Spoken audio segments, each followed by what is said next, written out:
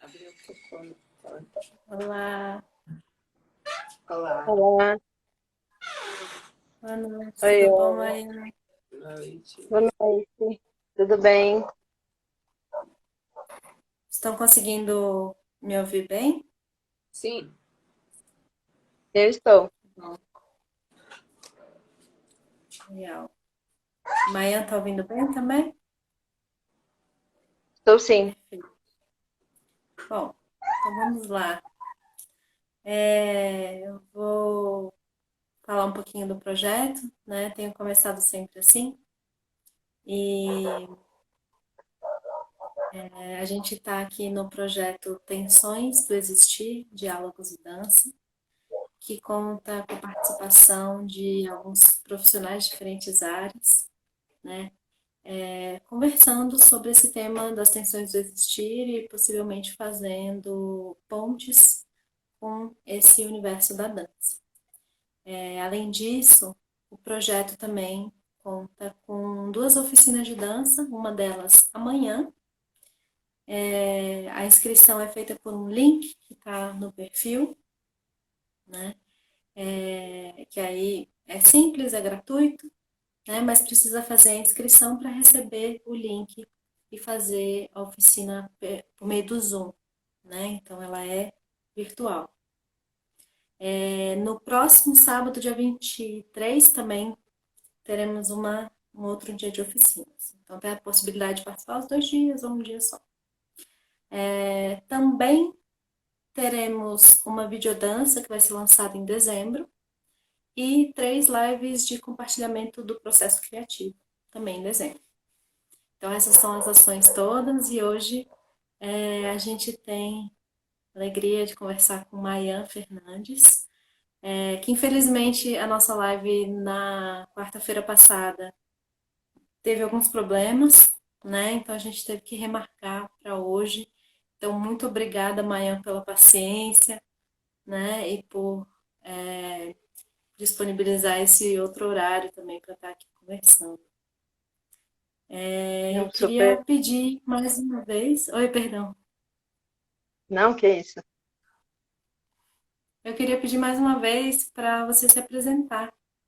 Então, que, né, começou a se apresentar e da outra vez já deu errado, né? A live. Eu acho que essas tecnologias, né, tem dessas coisas do delay e às vezes a gente fica meio que vai, não vai, mas eu acho que é assim mesmo, né? Queria super agradecer pelo convite e acho que é uma baita oportunidade de estar vindo falar com você e com todas as pessoas hoje.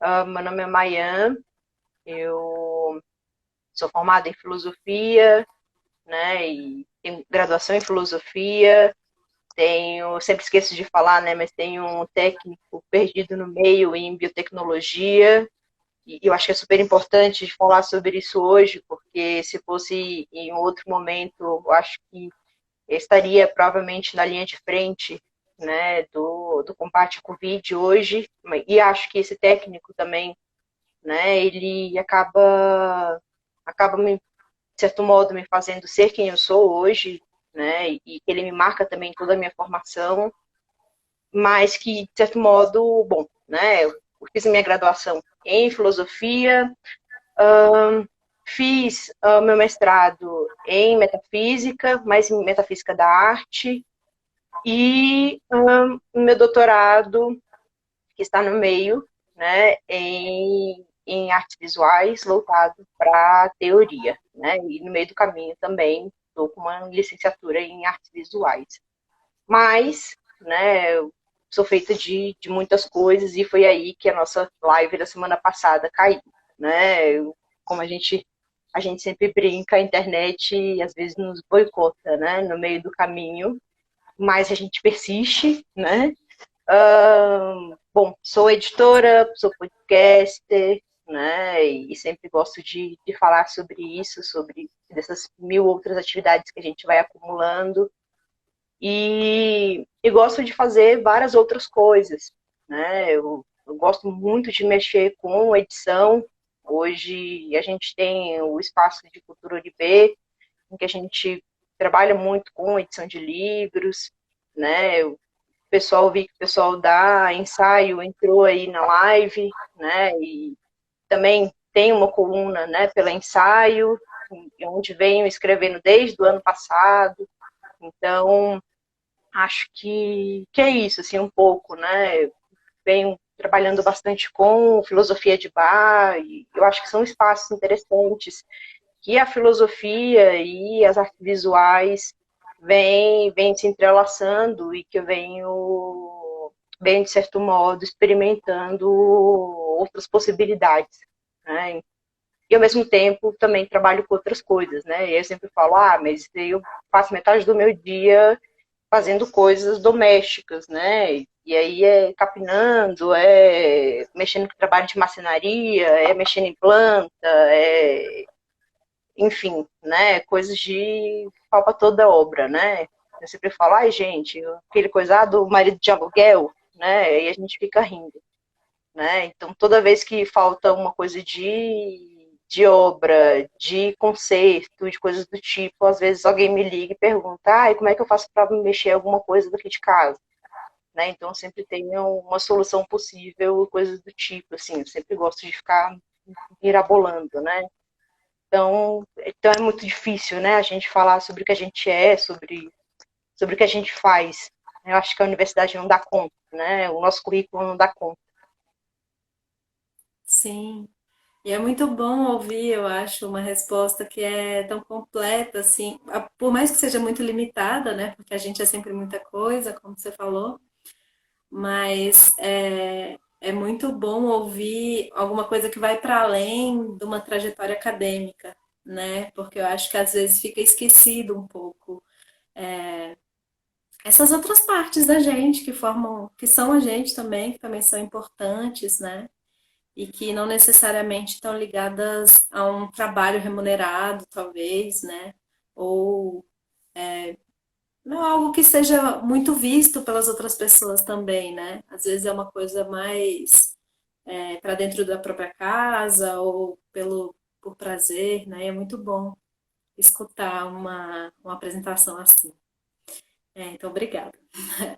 Então, eu queria começar perguntando para você. Desculpa, você ia falar mais alguma coisa?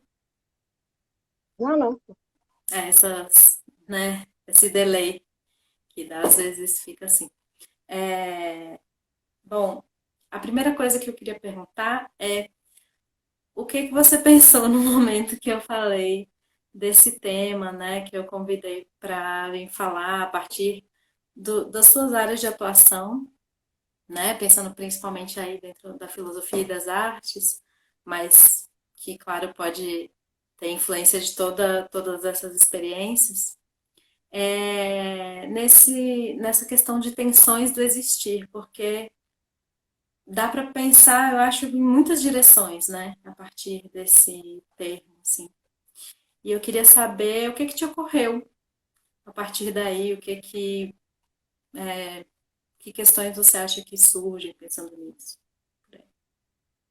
Sabe que foi muito, eu não vou dizer que, enfim, eu tenho sempre uma expressão, né, que eu falo que é muito engraçado, né, mas que no fundo não é engraçado, né, é peculiar, né?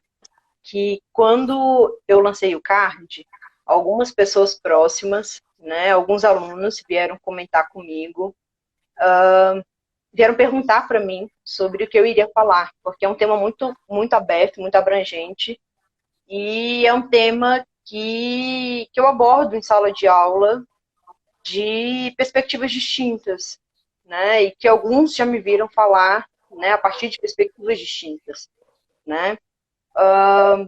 Então, dois alunos vieram perguntar a partir de perspectivas, né?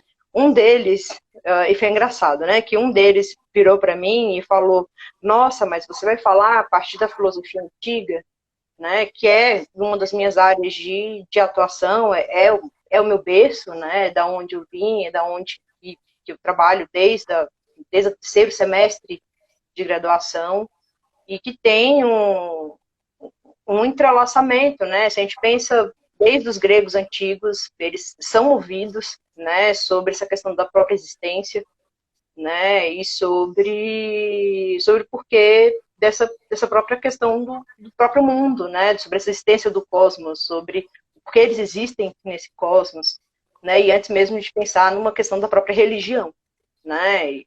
Então, eles me perguntaram, mas você vai falar sobre sentimento oceânico, né? E eu lancei alguns textos, né, que falam sobre essa questão.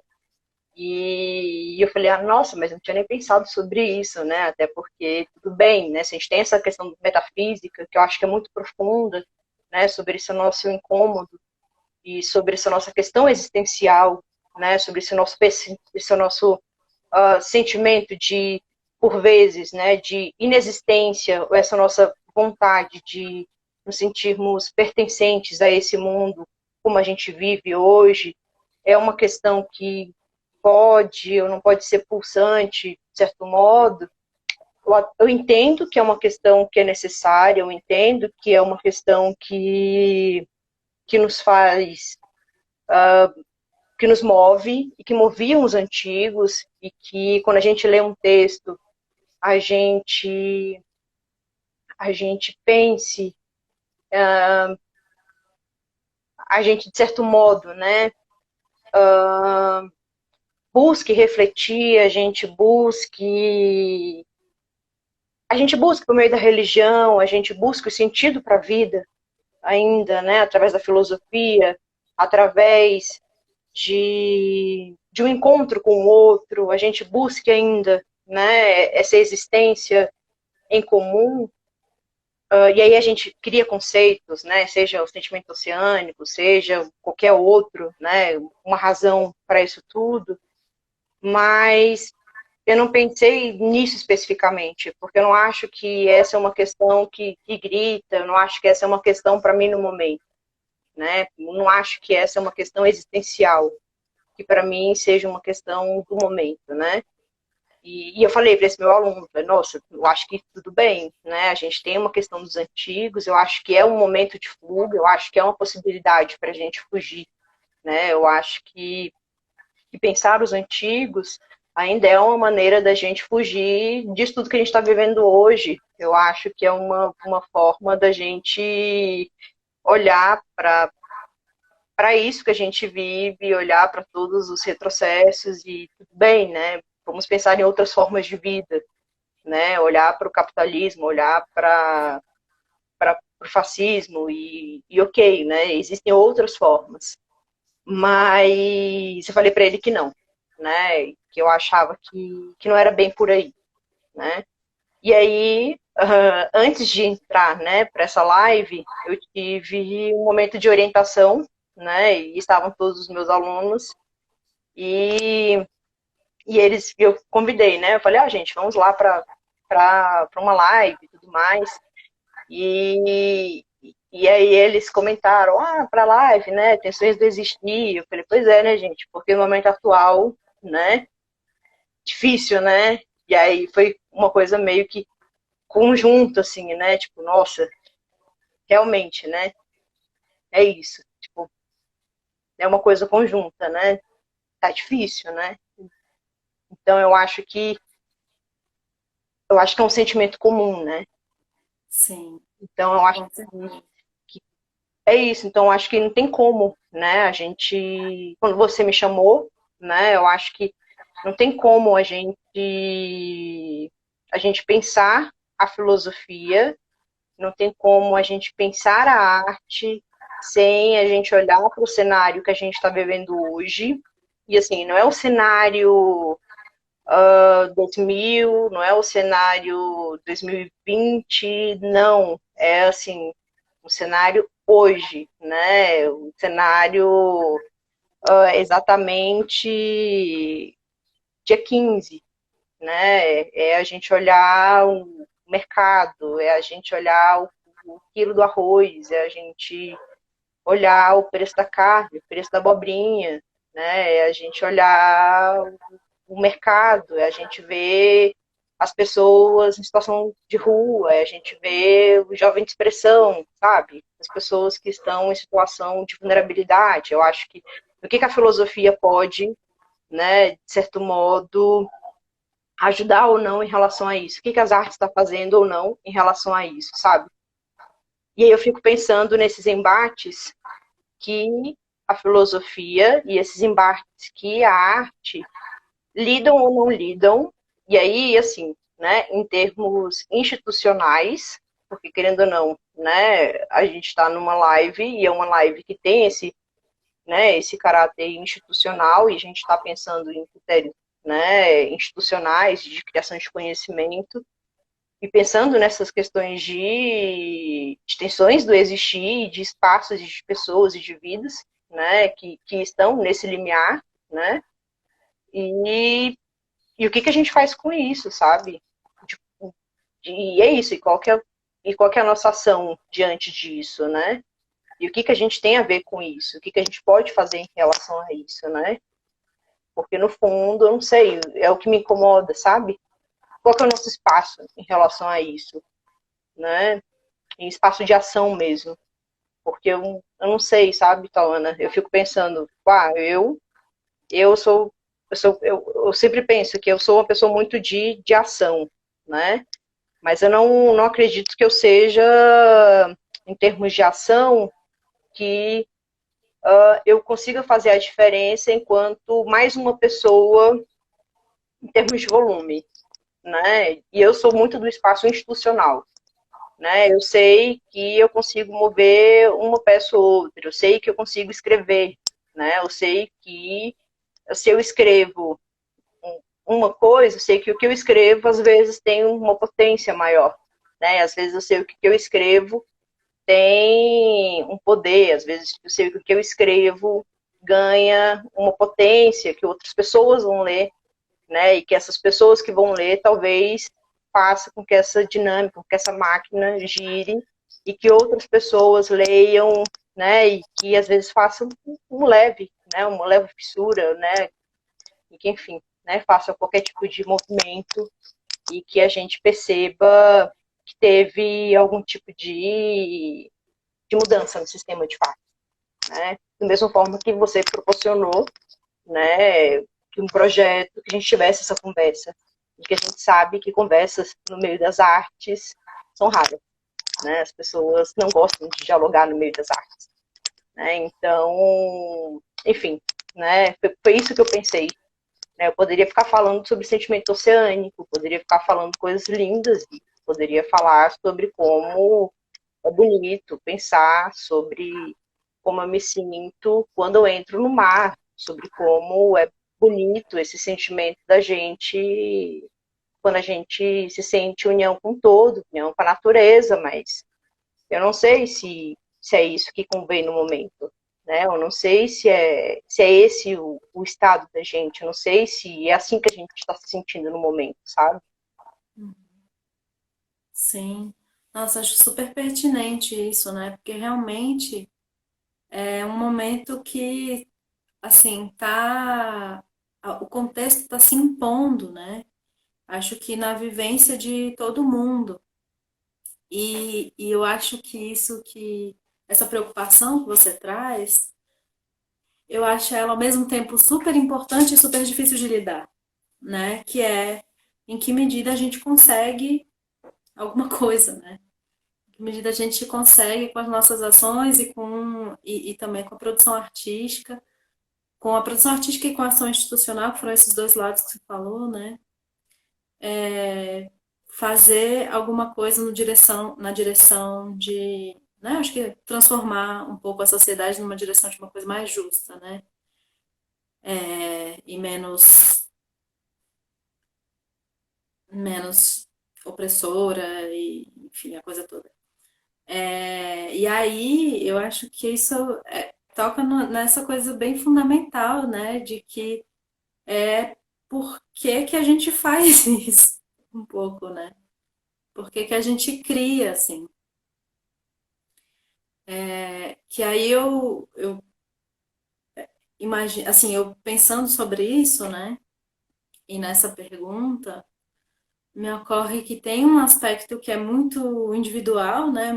Muito pessoal, que até falamos disso com Ana e com Sara também nas outras lives, né? Do que gera na gente, né? Pessoalmente, individualmente, no momento que você produz alguma coisa, que você cria alguma coisa e que compartilha isso, né? Mas eu acho que tem essa outra dimensão coletiva que é super importante também, né? Tipo, como é que isso impacta a coletividade, né? E eu acho que esse momento, essa questão da coletividade também é uma que está muito urgente, né? A gente pensar a coletividade nesse momento. Bom, enfim, fui pensando coisas a partir do que você falou. Você quer comentar alguma coisa a partir do que eu falei? Sim, eu acho que é isso, né? Eu acho que as ações coletivas, elas são super importantes, né? Assim como as individuais também, né? Eu acho que o que não pode acontecer é a inércia, né? Eu acho que a Sim. inércia é impensável, assim, é impensável, impensável mesmo. Uma coisa que eu sempre tenho muito receio, né? É, é esses movimentos assim coletivos, né? É isso, né? Eu sempre tenho muito receio com os movimentos coletivos e aí pensando muito sobre o que a história nos mostra, né? Também, né? Principalmente sobre os próprios movimentos de massa, né? Sobre o que a história nos mostra enquanto movimentos coletivos, enquanto movimentos de massa, né? Eu acho que a gente precisa saber diferenciar um pouco, né? Para a gente perceber, inclusive, o que a gente tem hoje, né? Então, veja, acho que porque é isso, né? O que vai diferenciar, né? O que difere, por exemplo, dessa vontade de que porque é isso, né? Porque nem todo movimento coletivo, por exemplo, que a gente tem hoje, e se a gente depender sempre de um movimento coletivo, é um movimento que necessariamente é bom, né? Porque se a gente tem, por exemplo, a galera de camisa amarela, é um movimento que é coletivo também, né? E não é um movimento individual, né? A gente não pode entender a galera reacionária como um movimento individual, é um movimento extremamente coletivo, né? Uhum. E eles não só são coletivos, como eles sabem perfeitamente o que eles querem. E eles estão bem instruídos. Né? E eu acho que, inclusive, eles são melhor instruídos do que as pessoas que buscam uma pauta de esquerda ou, assim, não sei, sabe? É isso. Eu acho que se a gente for pensar o que a direita hoje a gente tem, porque é isso, a pauta de direita, ela não tem uma cara individualista. Aí é que tá, né? Ela não vem com uma pauta individual. A pauta da direita, desde o período fascista, ela vem com uma pauta coletivista, né? Ela abre mão da Universalista até, individualidade. né? Exato, ela abre mão da individualidade, né? Eles não têm individualidade para uma pauta de direita, né? Ela abre mão. Ela vem com essa ideia de coletivismo, né? Você vai para o coletivo, inclusive ele abre mão da individualidade para que você chame, né? Você chama os militares, aí você chama, né? Você chama alguém para poder assumir a responsabilidade, né? Você não se responsabiliza nem para sua vida, né? Você está ali, você dá inclusive a sua vida, né? Porque não importa a sua vida, né? Porque você quer estar ali por tudo, porque você sente falta, inclusive, desse outro, né? Você sente falta desse outro, do coletivo, né? Você Acho sente que é falta dessa ideia de família, inclusive, né? Eu acho que pertencimento, mostra né? é isso, você mostra uma carência das pessoas muito fortes, e é isso que eu tenho medo, né? E eu acho que a gente está passando por um período, e aí eu fiquei alerta, eu acho que a gente está passando por um período em que as pessoas estão num momento de tanta carência, tanto de carência afetiva e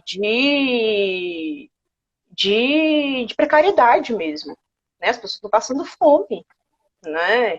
As pessoas estão passando fome, as pessoas estão... Então, é isso, as pessoas não têm o que comer, as pessoas estão numa situação degradante. E é neste momento em que a gente vê que vem exatamente essas pessoas, né, bem intencionadas, né, em que dão a mão. E são essas pessoas bem intencionadas e que mostram esse sentimento de coletivo, né, e que dizem, não, é tudo bem, a gente está aqui, né, a gente dá a marmita, a gente traz a família, né, e é exatamente esse sentimento de coletivo, né, que essas pessoas geralmente trazem outras, né, e aí vem a direita, né, vem o conservadorismo junto. E é disso que eu tenho medo, né? E aí é disso que geralmente vem outras, e essas pessoas abrem mão, né? Abrem mão, às vezes, do que é, que vem outros valores juntos, para poderem existir, né?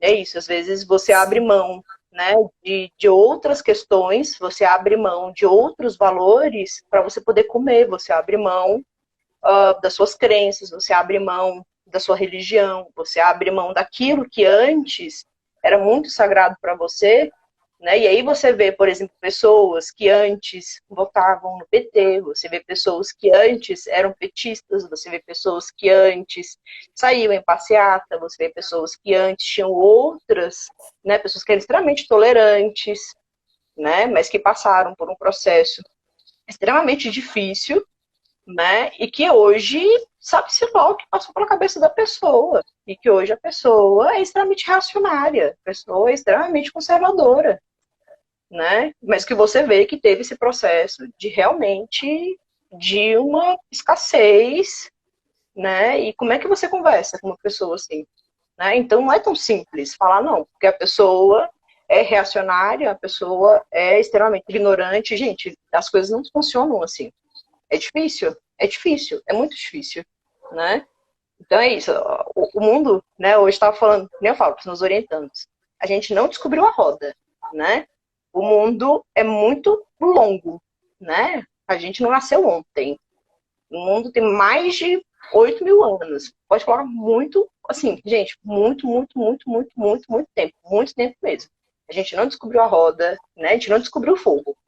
Né? Vocês colocam muita gente antes da gente, né? Então, nesse meio tempo de muita gente antes da gente, vocês podem imaginar que muita coisa já aconteceu. Então, a gente começa a pensar nessas outras pessoas, né? Nesses outros processos, né? E a gente vê os padrões, né? E nesses padrões, eu fico pensando nessas formas de coletividade, sabe? E aí eu tenho medo. Eu entendo que é muito importante essas disputas do coletivo. Nesse sentido, quando você traz esse coletivo, realmente, esse coletivo é muito importante.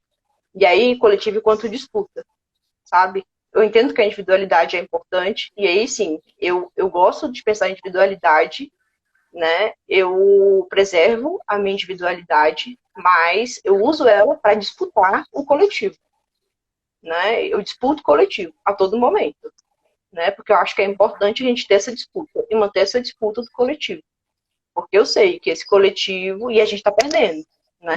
E a gente perde o coletivo a todo momento. Porque enquanto tem uma pessoa passando fome, a gente sabe que tem outras tantas, né, se apropriando desse espaço. Tem outras tantas se apropriando de várias formas. De várias formas. Né? Enquanto tem uma pessoa em situação de violência, tem outras pessoas se apropriando, dando um jeito de poder retirar essa pessoa da situação de violência. Enquanto tem uma pessoa precisando de alguma ajuda, tem outra pessoa, né, ajudando essa pessoa e retirando essa pessoa da situação de violência. Então, assim, tem formas da gente disputar esse coletivo. Né? Não necessariamente a gente precisa estar nas situações clássicas, né, do coletivo, que às vezes a gente tem essa imagem muito clássica da luta de classes, né, de estar ali ferrenhamente, né, segurando bandeira. Eu não acho que é assim, né? Eu acho que a gente está em outras versões, né, de disputas. Eu acho que é muito mais numa versão, inclusive mais atualizada, Foucaultiana, assim, bem mais atualizada. Eu acho que as disputas de poder são muito mais atualizadas, sabe? É muito mais do micro, assim, eu acho que muito mais cotidiana, inclusive. Legal. É, pois é, fiquei pensando aqui nessa questão da, de uma ideia de coletivo homogeneizante e de uma ideia de coletividade que seja que aceita a pluralidade, né? Ou que não aceita não é uma boa palavra, assim, mas que prospera, né? Com a pluralidade. E que isso é um desafio muito grande, né? Eu acho que por isso pode parecer, como você falou, assim, muito tentador, talvez, esse lugar de uma coletividade homogeneizante, né? De uma coletividade fascista mesmo, né? Porque parece fácil. Você põe todo mundo igual, cria um inimigo e vai, né? E todo mundo odeia o mesmo inimigo e tem as mesmas coisas, mas é também muito violento em vários sentidos, eu acho, né? Esse processo, assim, absurdamente violento, inclusive essa violência de não permitir que as pessoas sejam elas mesmas, né? Em sua pluralidade, porque a gente é, assim, enfim. E é isso, né? Não sei, tô aqui pensando também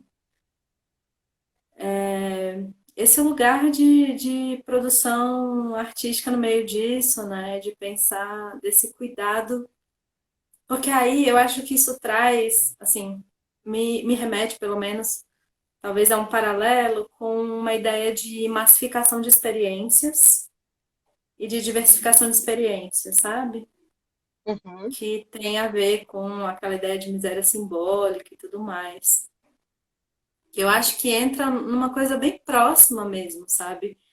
De experiências que são fáceis, né?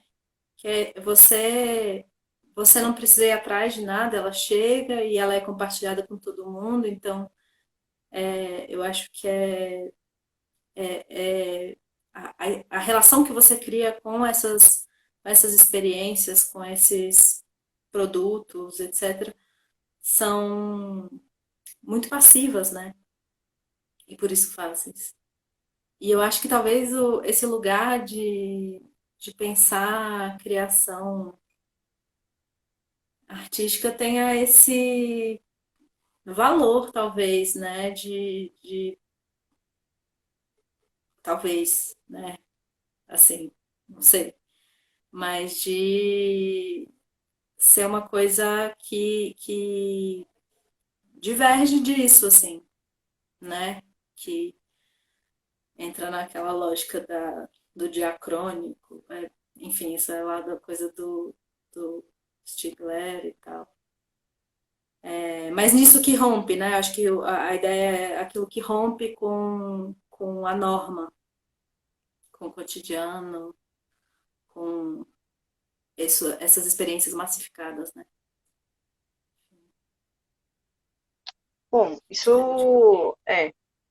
é, isso, eu acho que isso depende ainda, né? Assim, eu Sim, concordo com você. Eu concordo com você, concordo. Mas acho que tem alguns movimentos ainda de uma certa massificação dentro das artes. E tem esses movimentos de massificação e, ao mesmo tempo, tem esses movimentos dos artistas de romperem, né? De ter sempre alguns artistas que conseguem e sempre estarem rompendo, né, com essa norma, ao mesmo tempo que também tem esse movimento de massificação dentro de criação artística, dentro das próprias artes, né, sim, enquanto sim. tendência, né, por mais que eu deteste essa palavra de tendência, né, e Isso, assim, não pensando no momento atual, né, para não gerar, enfim, desconforto, né, mas eu fico pensando assim, tipo, no século, começo do século XX, né, e assim, pensando enquanto movimentos massificadores mesmo, né, tipo, sei lá, eu penso, sei lá, e assim, bem movimentos massificadores, né, para não sair das polêmicas massificadores, penso, Kandinsky lá na Rússia, né, eu sempre gosto de Kandinsky, porque eu fui meio obsessiva, né, com Kandinsky e tudo mais, e nessa experiência dele de estar no meio, né, de movimentos massificadores, né, a gente pensa Kandinsky enquanto o russo que sai da Rússia em busca, né, desse elemento um tanto romântico, né, de unir todas as artes, né, e aí ele pensa em unir tanto as artes visuais com a música e com a dança, né, em uma única arte, né, que eu acho lindo, assim, porque ele faz isso de fato, né, o que ele diz que era músico e ele cria, né, ele cria algumas peças de teatro, né, então ele consegue fazer esse movimento, né, de unificação, que eu acho que é bastante interessante, e ele vai para a Alemanha, né, que é o lugar que é o puro romantismo, né, o alemão, né, e onde ele consegue de fato fazer isso, né, porque ele começa a fazer isso dentro da Rússia, e aí estoura a Primeira Guerra Mundial, que ele precisa ir embora, porque na Rússia ele começa a ter uma série de pequenas tretinhas, né, porque na Rússia já tem uma série de movimentos um tanto massificadores, né, dentro das universidades, né, dentro de alguns ateliês dentro da Rússia, e que já estão alinhados a essa propaganda, né, que ainda não era uma propaganda fascista, né, mas que já era uma propaganda do partido, né, que ele já estava com pré-Lenin e já tinha uma propaganda ali já pré-revolução, né. O Kandinsky fica o tempo, Lenin assume, Kandinsky começa a ter divergência com os outros artistas, principalmente com Rodchenko, né, e com o construtivismo, e aí vai embora, né? E aí a gente sabe que os construtivistas russos têm um grande boom, né, da abstração dentro da Rússia, e a gente conhece, né, todos esses construtivistas, a gente sabe que depois eles vão ser todos a abstração russa, é uma coisa impressionante, mas que vai ser toda suprimida, porque a gente vai ter o realismo soviético, e a gente sabe que eles vão ser todos perseguidos e fuzilados depois, né, por Stalin, né, e a gente sabe que vai ter a propaganda soviética, e é onde eles vão comparar, né, com esse movimento de emancipação desses artistas, né, e os poucos que vão ter esses saltos, né, de produção artísticas vão ser fuzilados, né, ou vão para os Estados Unidos, ou vão para a Alemanha, e quando chega na Alemanha, inclusive Kandinsky vai para a Alemanha, e aí tem Hitler, né, e aí Kandinsky, o russo dentro da Alemanha, com Hitler, coitado, né, e aí o que acontece? Kandinsky vai para a França. E aí, quando ele chega na França, Kandinsky recebe a cidadania alemã.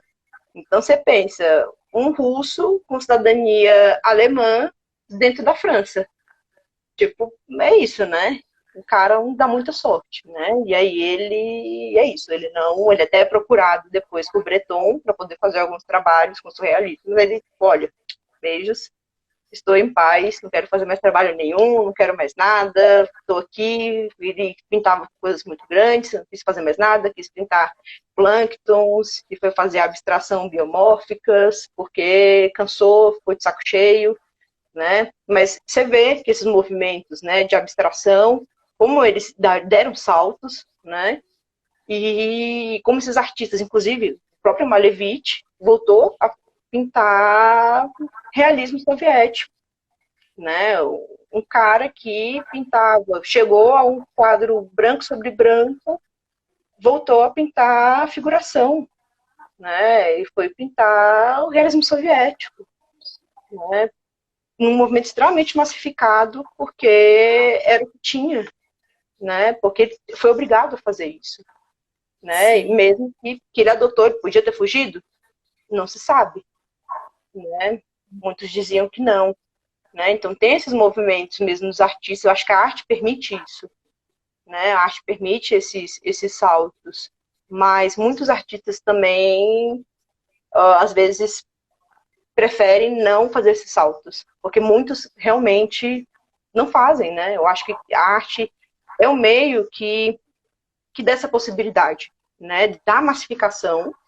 Então, tem artistas que realmente se massificam, né? E que é interessante a gente perceber isso. A gente tinha Goethe, né? Que tinha ideias extremamente fascistas, né? Mas, ao mesmo tempo, tinha coisas interessantíssimas sobre a cor, mas tinha coisas fascistas também, né? Então, tem esses artistas que são ambíguos, né? Mas que a história da arte não gosta de falar, né? O próprio Vasari. Então, assim, tem coisas que ninguém gosta de falar, né? E filósofos que eram racistas, né? E coisas do tipo. Mas que a história da arte, que a própria filosofia vai colocando para debaixo do tapete, né? Mas, mesmo assim, ainda tem artistas que dão esses saltos, né? Então, acho que é isso, né? É essa disciplina que permite esse rompimento, né? E que ainda bem que permite esse rompimento, né? E que permite essa fissura realmente, que permite que a gente tenha esse respiro, que permite que a gente tenha essa fissura, que permite que a gente encontre esses movimentos, né? Sei lá, de algumas respostas, talvez, né? Mas é isso, não de salvação, né? Mas acho que talvez de um estranhamento. Eu acho que talvez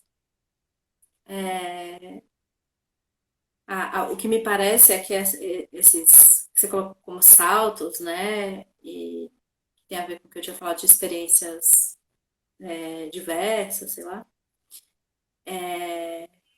Eu acho que tem a ver com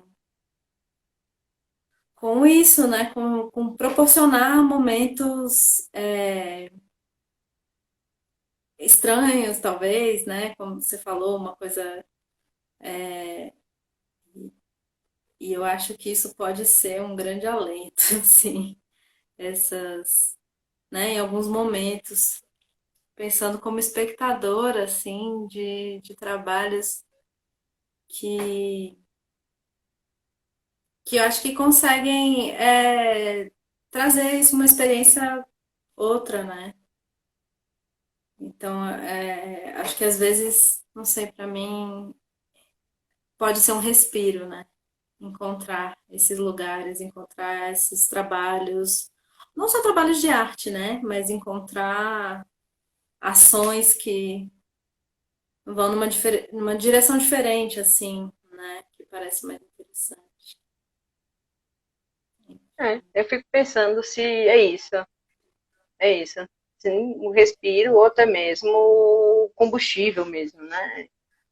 Porque às vezes não é, a gente não precisa do respiro, né? Às vezes é só o mais combustível mesmo, né? Quer dizer, a gente precisa de mais combustível, né? Para continuar pensando, né? Em como que a gente vai continuar, como que a gente vai, sabe, ter forças, né?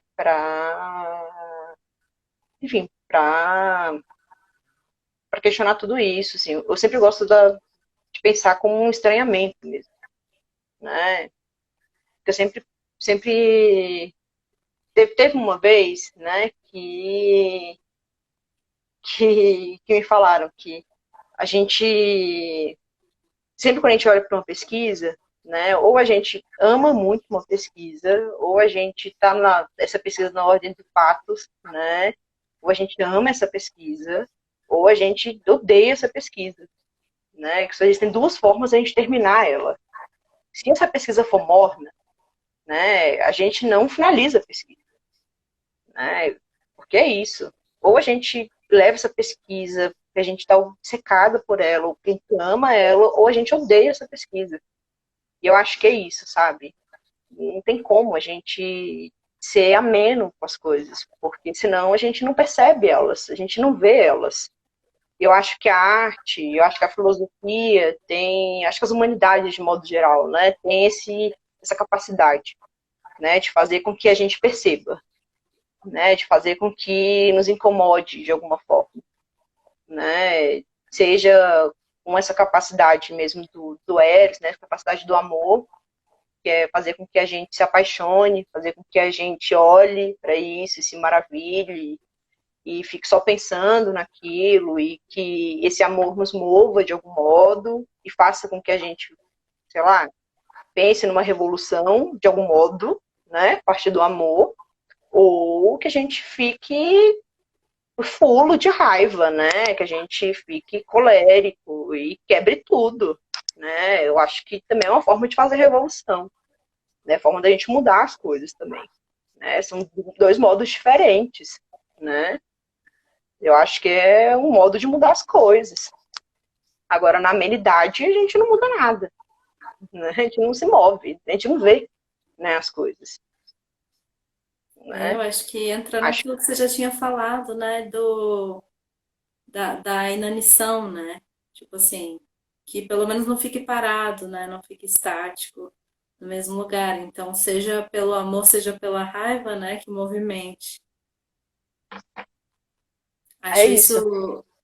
é, isso me leva a pensar também nessa questão essas tensões em relação à existência e aos medos e tudo o que acontece que a gente tem percebido nesse momento, inclusive, né? Pode ser muito paralisante, né?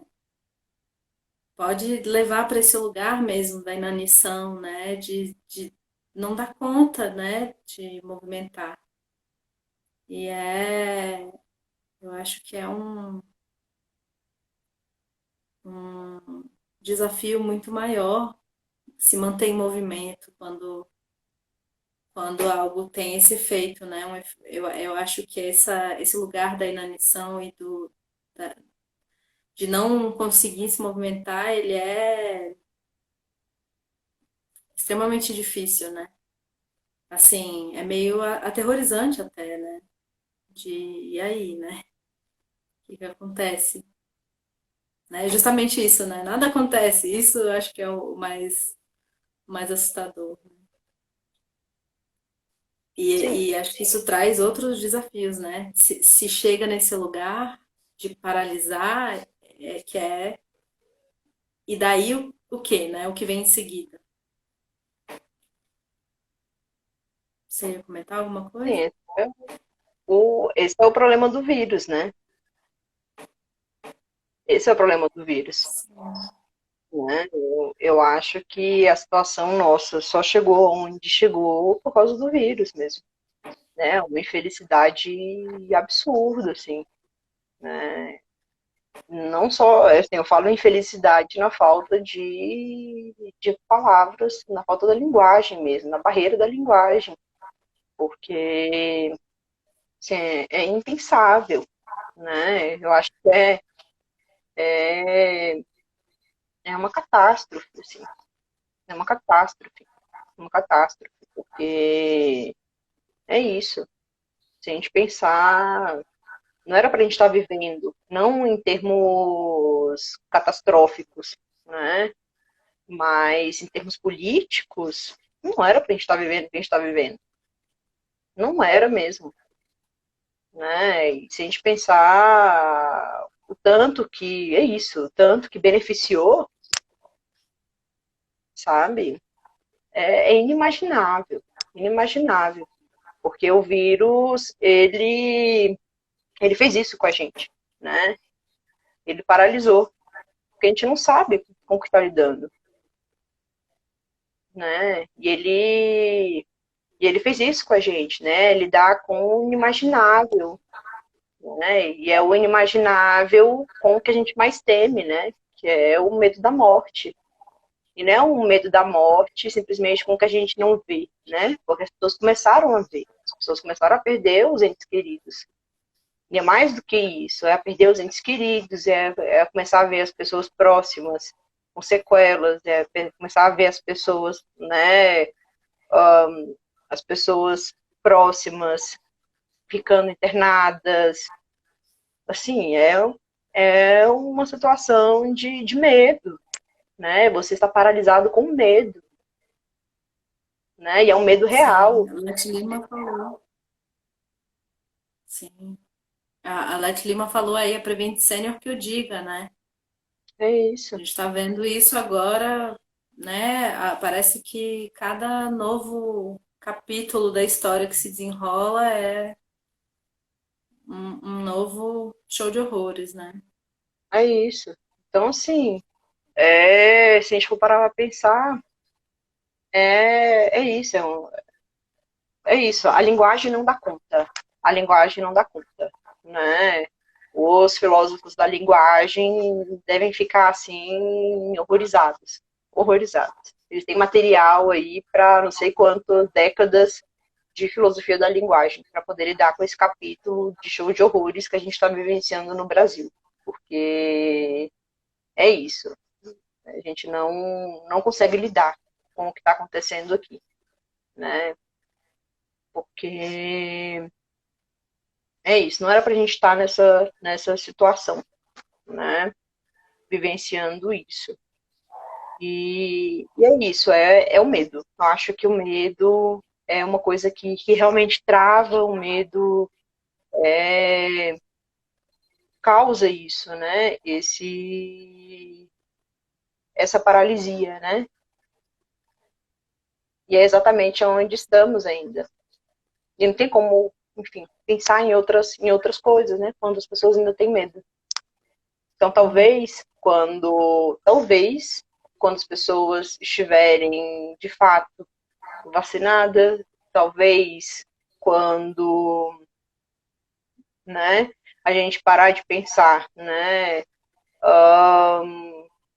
nesse vírus não só como uma doença, né, e entender talvez ela como uma doença sazonal, né, enfim, realmente não sei, porque é isso, é incerto, né, é realmente incerto o que a gente tem pela frente, né. Sim, É incerto. E enquanto isso, eu acho que é é, praticar essa micropolítica, né?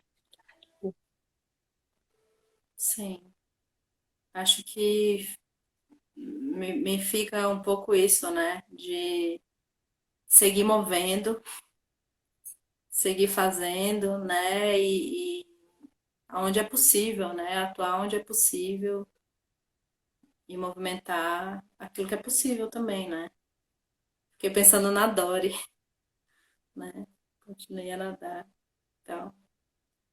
Porque é aí o É que a isso. gente tem, né? É o que a gente tem. Bom, a gente É, está se aproximando aqui do final. Eu queria saber se você gostaria de dizer mais alguma coisa, de finalizar, assim, sua fala, sua participação. Dizer o que você quiser, talvez fazer propaganda de alguma coisa, suas atividades. Fica à vontade.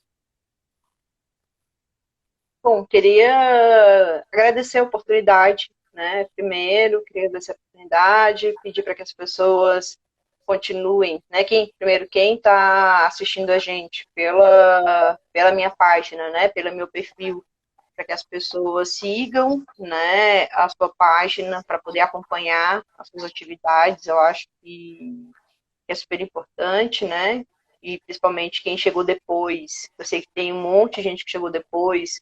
Acho que vale a pena elas acompanharem as atividades dos próximos dias. Eu tenho um monte de outras atividades que vão rolar por aí, mas eu acho que não precisa de outras propagandas, não. As pessoas vão acompanhando, depois elas dão uma olhada lá no Instagram. Eu acho que só queria dizer para as pessoas, para elas aguentarem, né? Eu acho que é isso, que a gente precisa seguir firmes, né?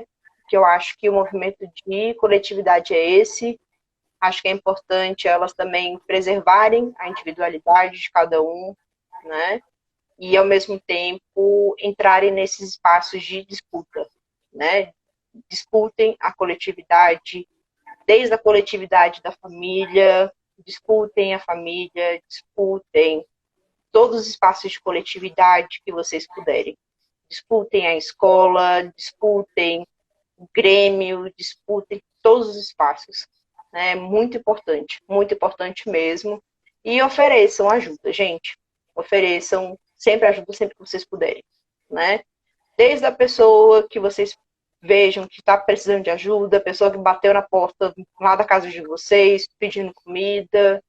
Gente, não tenham receio, entendeu? Eu acho que a gente está passando por uma situação tão complicada, né? Se vocês estão bem, é isso. Tem pessoas que não estão bem, né? Então, é isso, né? Acho que não custa nada, tá bom? E parabéns para as professoras, professores, né? E todo mundo que, de Sim. algum modo, né, tá aí num ralo lascado, né, gente? Porque a vida da gente não é fácil nunca, né? É isso aí. Obrigada a todo mundo e seguimos juntos. Obrigada, Mayan, pelas suas falas, pela sua participação, presença. Obrigada, Adriele, pela tradução de Libras. Obrigada, Obrigada, pessoal que Adriane. entrou aí. E é isso. Fiquem bem e até uma próxima. Tchau, tchau.